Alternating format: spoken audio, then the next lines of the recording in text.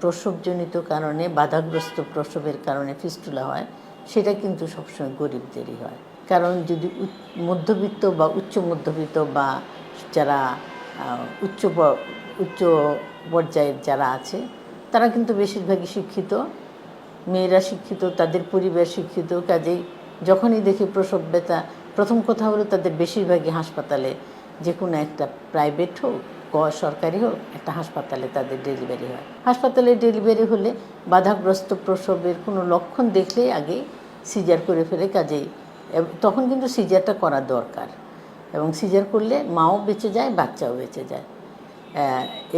কিন্তু এই সমস্ত মেয়েদেরও আবার মাঝে মাঝে ফিস্টুলা হয়। যেমন আমি বললাম সিজার করতে গিয়ে আঘাতজনিত কারণে ফিস্টুলা হয়, যেটাকে আমরা বলি অ্যাক্সিডেন্টাল বা অ্যাট্রোজেনিক ফিস্টুলা।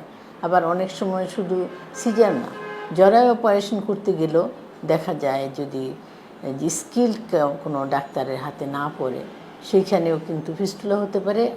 আরেকটা জিনিস হলো, কিছু কিছু রোগ আছে, যেমন ক্যান্সারের অপারেশন, এন্ডোমেট্রিওসিস আছে, ইনফেকশন হয়ে অনেক অ্যাডিশন হয়ে যায়, বা আগে অনেকগুলো অপারেশন আছে তারপর আবার অপারেশন হচ্ছে, সেই সমস্ত ক্ষেত্রেও কিন্তু এই ফিস্টুলা হওয়ার সম্ভাবনা বেশি।